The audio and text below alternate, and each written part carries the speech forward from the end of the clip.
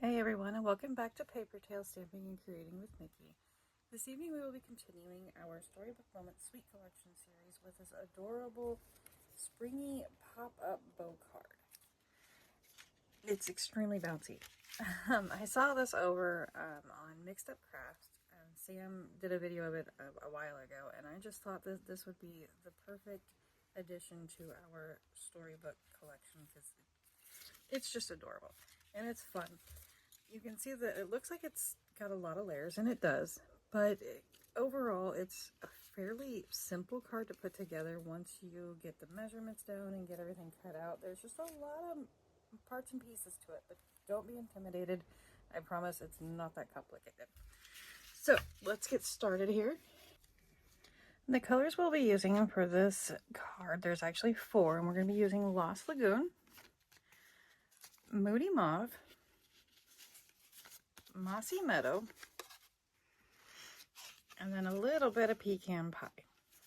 And you can see here on the layers, there we have the Mossy Meadow, the Lost Lagoon, the Moody Mauve, and the pecan pie here on the frame.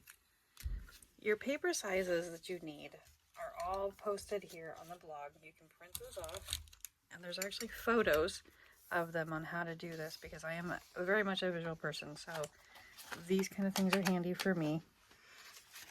You can, like I said, you can find these on the blog here, but I will also post them. I'll have the measurements here at the bottom for you guys to also be able to see as we go along with it. And the scoring, there's a lot of scoring, so I would highly recommend, if you don't have it, I would recommend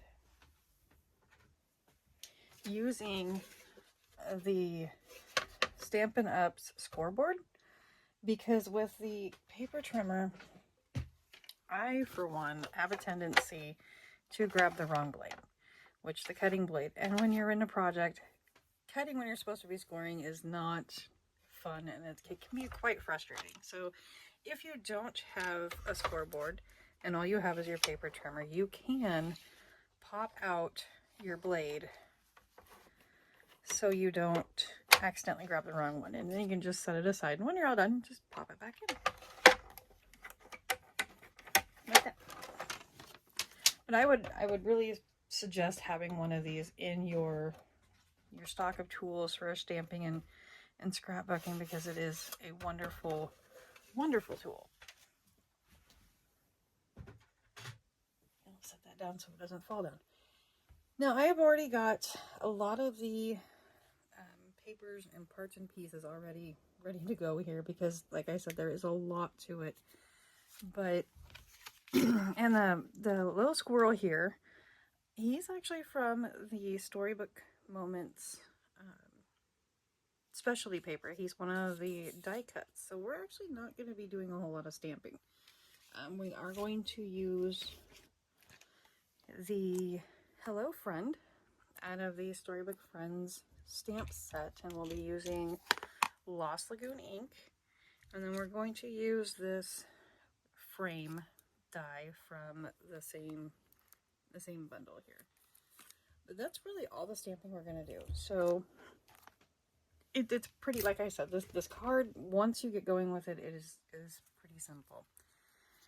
So once you get your papers all cut out and scored, this is a 5x7 card. It's not our standard 4 1/4 by 5 1/2. You can make your own envelopes, or the 5x7 envelopes are pretty readily available in the stores. I just pulled that out, but any card or any 5x7 envelope will work, or you can make your own. So I have most of this already done and put together for time purposes. You guys don't want to sit here and watch me glue a bunch of parts and pieces together. So I do have these here for us though. So I can show you how to do a few things. Now when you're cutting your DSP, in the image it shows you that, oops, there we go. The designer series paper, the shorter side is going to be in the middle of the card, like this. So with just like the textured paper, it doesn't really matter how you cut your cardstock or your designer series paper, but if you're using a paper that is got images on it, you really want to pay attention. And what I did in doing all the trimmings and stuff is when I cut it out, you can see here that that's how it lines up. So I'm gonna have to do some trimming to cut the angles, and instead of just doing them both the same direction, I'm actually gonna turn this one upside down and do it that way. That way when I cut them, they will both line up and still be the way they're supposed to be there in the middle. So to do that, and we're going to do it on I've got the 5x5 Moody Mauve here, which is our top layer of the card. And I will show you how to do the angle cuts. On the cardstock, we're going to go an inch down on both score lines. So an inch and an inch. And it's an inch on all 2, 4, 6 pieces of cardstock. And then on the designer series paper, it's 7/8 of an inch down. And if you count up from the bottom, it's 3 3/4 for easy marking there. If you just use a ruler, you can just do 7/8 and then 3 3/4 there to make it easy. And then I'll do the same here.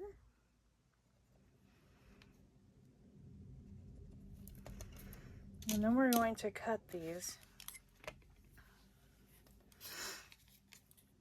from the corner to our little markings. Like that.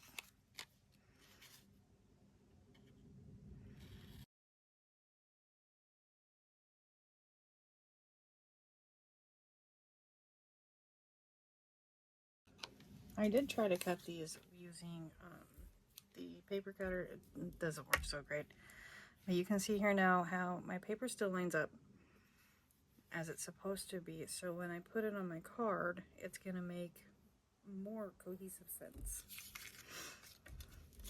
I'll go ahead and do the cardstock real quick. You're going to do the cutting up to that score line. So don't go, I mean, if you go beyond it, it's okay. But we're going to, instead of cutting it at an angle, right there in the center there, we're going to cut it straight across.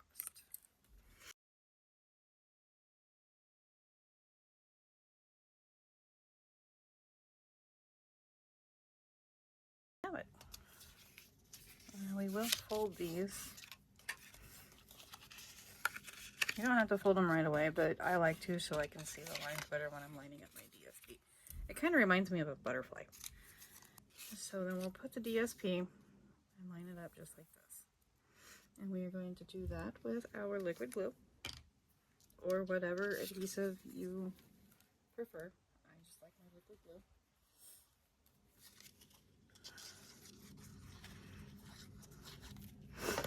There's no rhyme or reason, and I apologize for the sniffles. I've got a cold.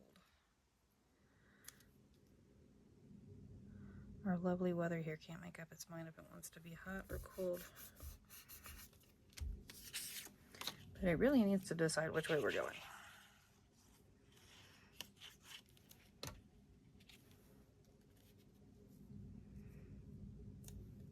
Yeah, like that.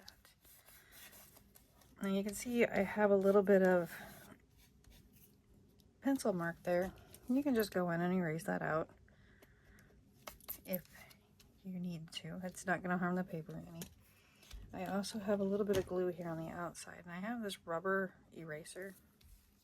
Again, that's something else I highly advise you to have in your arsenal of tools because it just rubs off that adhesive, and then you don't have to worry about it. It's really nice. As you can see, mine's well loved and well used. So I already have, like I said, I already have these other 3, or the other 2 already done. So we're going to glue all these together. And how to do that is you go on the spine here, I have dog hair on my glue. I don't know how my dog still has hair. There's so much glue all over my, or so much dog hair all over my house.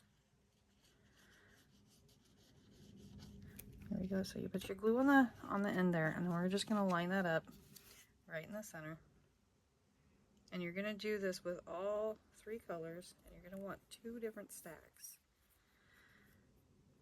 So don't do all 6 of them together. Do 3, and then you can start small to big, or you can go backwards. I found starting with a large and then doing the second layer, then the top layer, was a lot easier than trying to do it the other way.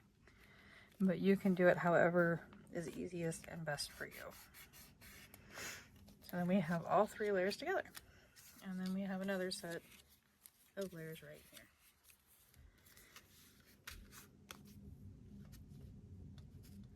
And we're going to glue these 2 together. The 2 green bases, the Mossy Meadow bases, at the seams, so they're going in opposite directions. You can see the folds are going 2 different ways. And we're going to adhere those together. I would almost recommend using tear and tape for that part.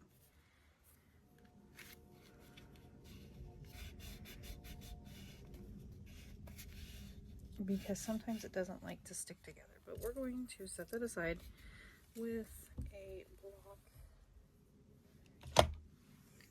on it to try to help it attach itself together. And in the meantime, we're going to grab all these little pieces. They are 1 inch by yep, you'll need one inch by 2 3/4 piece. Excuse me. I'm using the Moody Mauve to coordinate with the top part, or the top layer of my card. You could use white, or you could choose another color. You can do it however you want. And then we also have all these 1 by 1.5 inch pieces, and there should be 10 of them. And this is the part I didn't get done prior because I wasn't sure how to do it without confusing everybody. I did 4 in the Moody Mauve, 4 in Lost Lagoon, and 2 in Mossy Meadow, because these are going to go, I'll grab this one, in between the layers. I don't know if you can see that or not, but down in here, there's where all these little pieces are going to go. And I wanted the colors to kind of coordinate because you can see them, and I didn't want it to look, I thought it would look funny if I just use white. You could just use black, or you could use white, whatever, you know, the choice is really yours.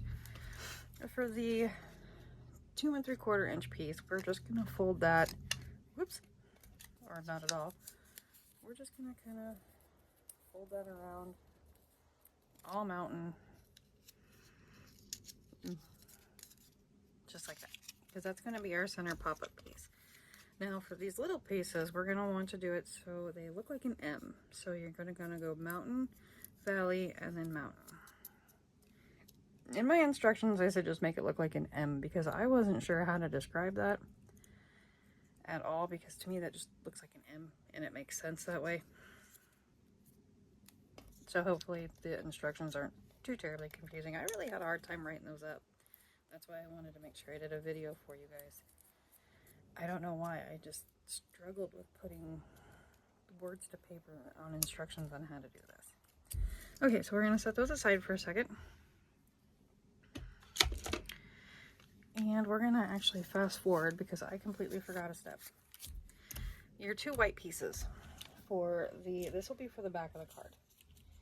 And we need to decorate them. You can stamp them, or you can just put ESP on it like I'm about to. And what I did here was I'm going to do it a little different. A little bit of glue here at the top. And then I laid this on here like so. And attached it together so it all lines up. I'll probably get glue everywhere because I always do. I am kind of messy with my glue.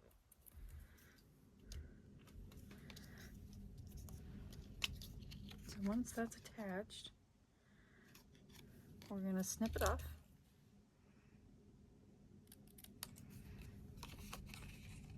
Just like that.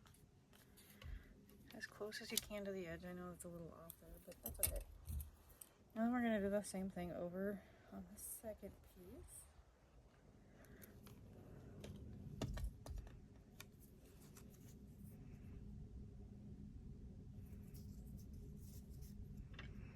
I guess it doesn't really matter which side I use. I tried to get it so the angle here would line up, but either A, it wasn't cooperating, or my brain was just not with the program. I'm gonna guess probably my brain not with the program. It's been a little hectic around here. A little craziness happening around my house. Crazier than normal, I should say, because it's usually pretty nuts around here anyway. So there's the back of our card, and you could put a sentiment on here if you chose. I'm leaving mine blank for now because I want to be able to write on it later.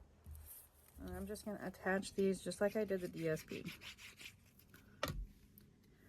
No, I would do this personally before you stack them together, but I kind of forgot that part. It's okay though.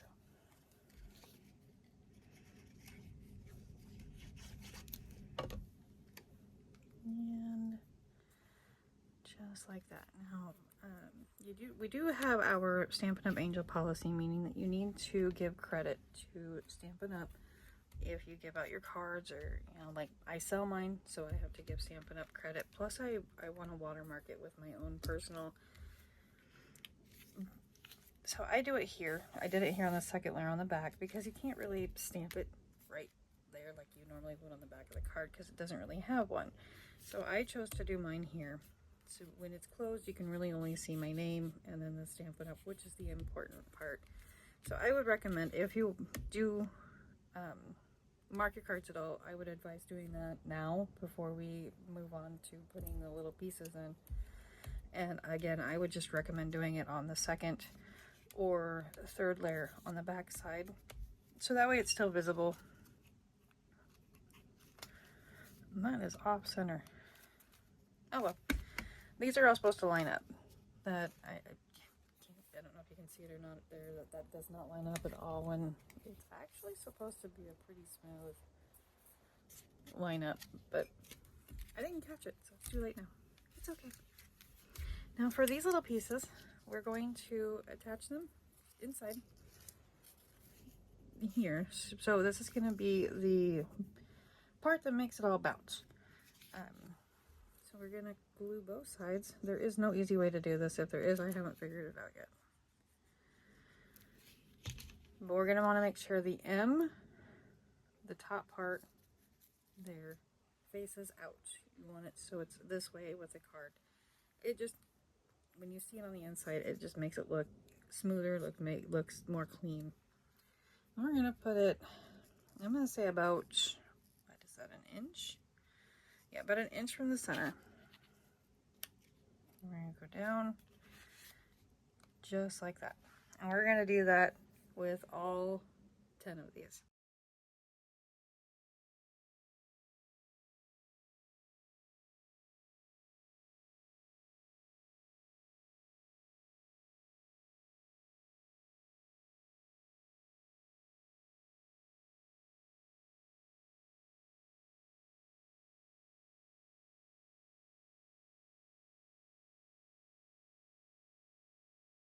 I finished these last few up. I did want to mention to you guys that on March 1st, I am going to be going live on Facebook. I don't remember off the top of my head what time I said. I think 7 p.m. is what I said. But we're going to do a Facebook Live, and I am going to just do a simple card with you guys. It's just going to be a simple stamping card. I might step it up to show you how that can be done. But it's just really a time to get together and craft. It'll be about an hour, give or take. But yeah, that'll be over on Facebook, and I will get the links and everything posted here once it gets done. Going live is new for me. I am still getting used to making videos, so this is a big leap for out of my comfort zone, but that's okay. That's how we grow, and that's okay. So now that we have our spring, It's just bouncy and I love it. I think it's great. We're going to put in our little center tabs here. And we are going to glue just the two ends.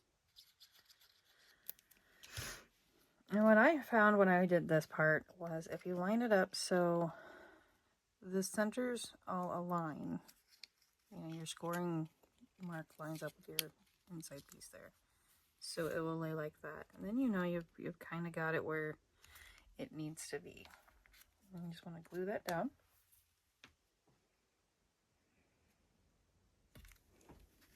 And then we're going to make it go boing. Oops. I'm going to pop that up just like that. You can see how it kind of makes a little square there.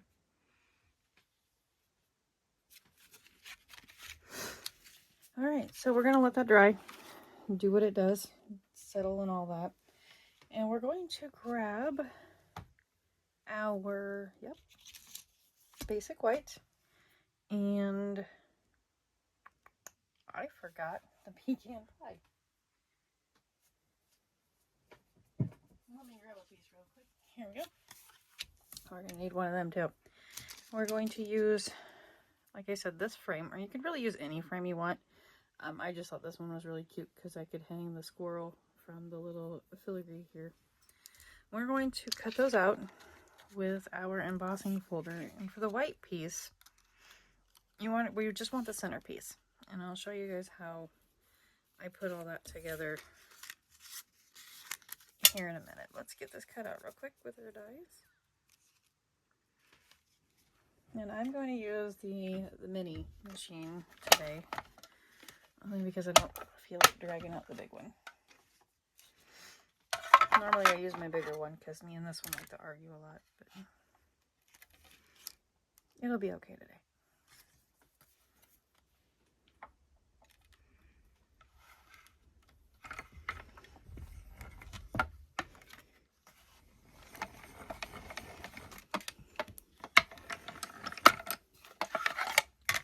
And you can do those two white pieces, the white piece and the pecan pie separately if you want. I'm just like to do it with both of them and be done with it. Doing 2 layers is okay. It's not really going to hurt the machine any. And then pop that frame out.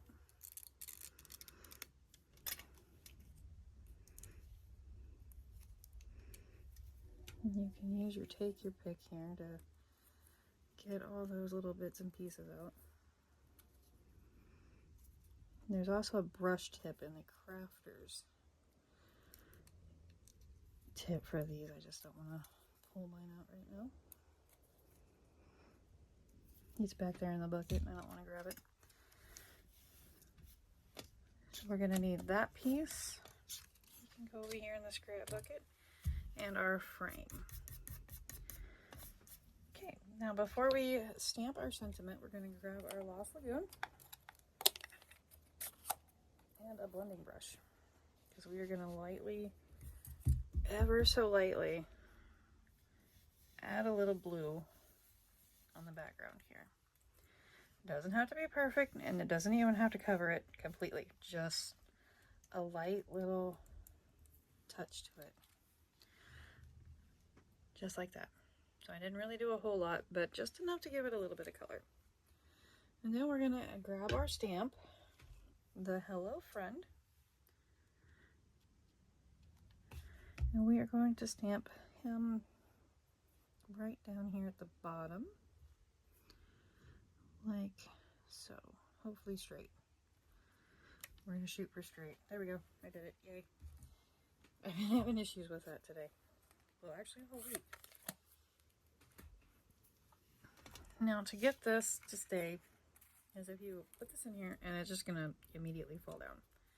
What I did was I flipped it over and I just grabbed some of these little scrap pieces that we have left over, and I used them as kind of a, I don't know how to word it, but a binder, I guess. A binding strip. Just a little glue here. Actually, we're going to go to the middle.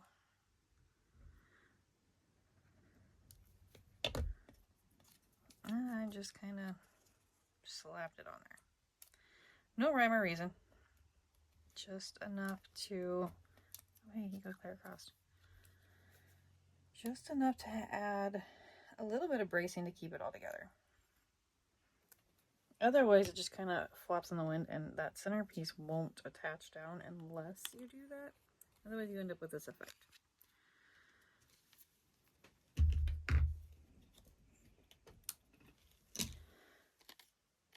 And then I went ahead and did the top and the bottom as well, because as you saw, it just kind of flips around there a little bit.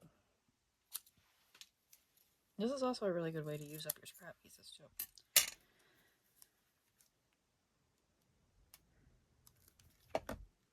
And you cannot see it when we put it on the frame, which is really good.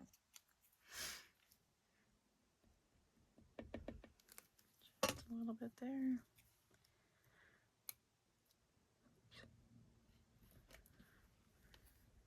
And just like, whoops, maybe not. I glued myself to it. It's fine. It's all fine. I have it hanging somewhere here in my office that it's fine. Everything's fine. So now we have that all attached together here. We're gonna grab our little squirrel, or you can use whatever you want. I originally was gonna put a strawberry on here too, but I couldn't figure out where I wanted to put him with him to look okay. So if you can find a spot, go for it. If not, that's fine. We are going to attach him with our Stampin' Dimensionals. You could use the regular size dimensionals, which is originally what I wanted, but I have misplaced them. I reorganized the office and cleaned it, and now I can't find anything. Imagine that. That is how it goes when you rearrange. It's clean, but then...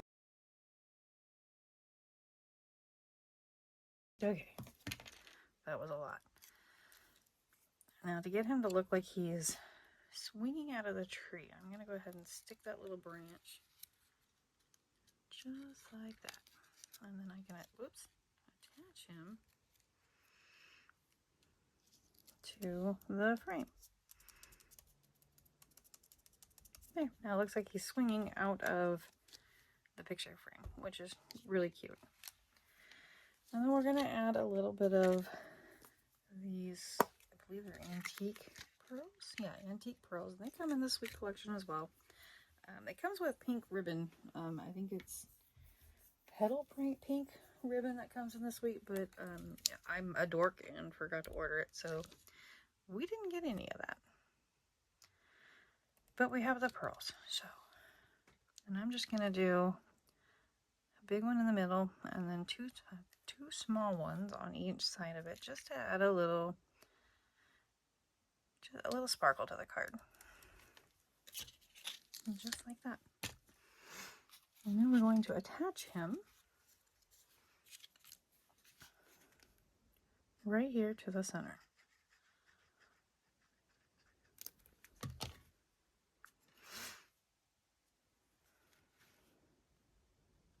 Just like so.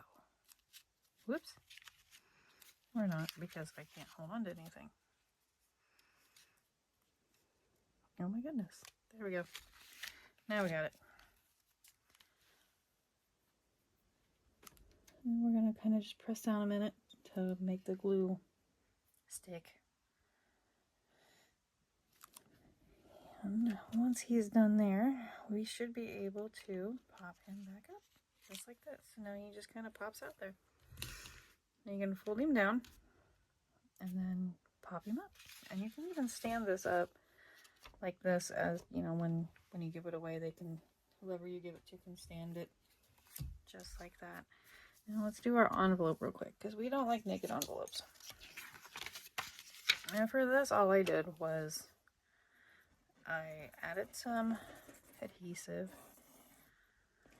here to the back, to just the bottom part of the flap here, and then I'm going to just attach him directly to the back flap.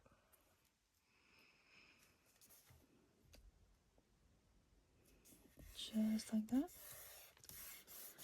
Oops, paper cut. I'm just batting 1,000. It's fine.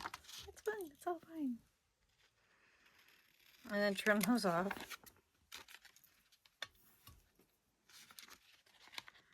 Like so. And that is all for that. I would aim for straight, but again, it is what it is. So now you have your envelope decorated and this cute, adorable little springy card. I was playing with it. So I'm going to actually grab the one I did yesterday, or this one, the original one. This is actually the second time I've done this video. I did it originally yesterday, but the sun was glaring and it was noisy, and we ended up redoing it. But you can see here, it's thick. It's a very thick card.